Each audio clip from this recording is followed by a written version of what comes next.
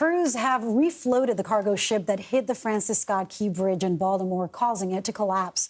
Now that the ship is out of the way, the work to fully reopen the city's port can intensify. It's an amazing feat of engineering to refloat this thing. Step two of a multi-step process now, and NTSB investigators are going to be boarding the ship soon. They'll be allowed to. Officials are saying there will be limited visits by experts and attorneys as they work to figure out what caused this catastrophic chain of events that led to the collapse of that bridge. CBS News correspondent Skyler Henry joins us now from Maryland. Skyler, crews have been working towards this moment for a while now. Walk us through the process of how they got the ship refloated. Hey, Lily and Tony, good to be with the both of you. Yeah, if you take a look at exactly how this all started, this was something that began yesterday around midday as the crews began an 18-hour checklist, which included everything from deballasting the vessel, removing more than 1 million gallons of water that was needed to be put into the vessel to try to balance the ship, as well as other areas, including dive crews clearing out the passageway to try to get not only the vessel to be refloated, but also to make its way through the local marine channel or terminal where it is right now.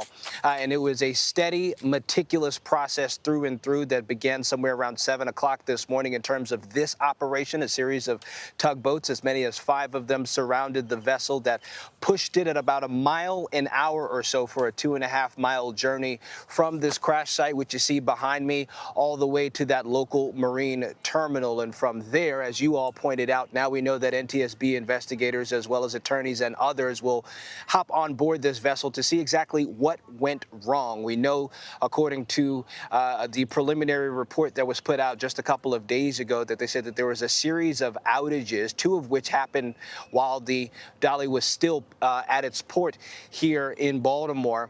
And another right maybe about 3 ship lengths away from the bridge before it collided with said bridge, leading to its collapse and unfortunately the death of those 6 construction workers. It also experienced another outage about a ship length away from the bridge as well, and that is what led the crew to lose power of its steering and its rudder, and that is what led to its condition or to its collision up until this point. And so now we will get to the bottom of exactly how this all happened, if there could be any more of a timeline or give some more information into how this all occurred.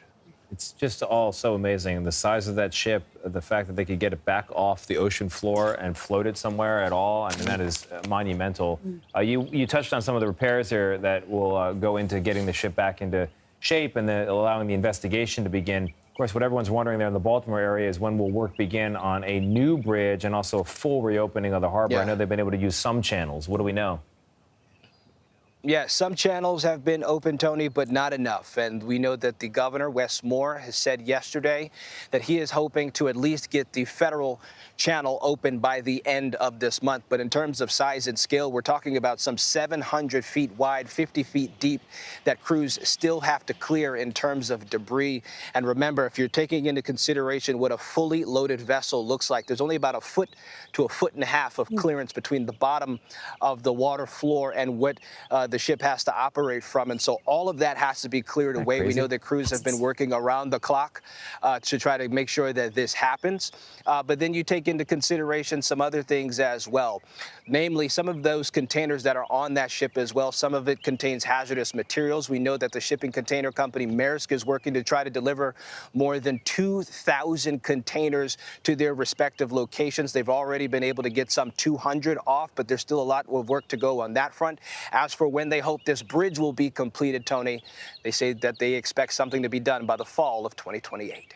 Skyler, it's remarkable how tight that margin is and how much needs to be done. Thank you so much. You bet.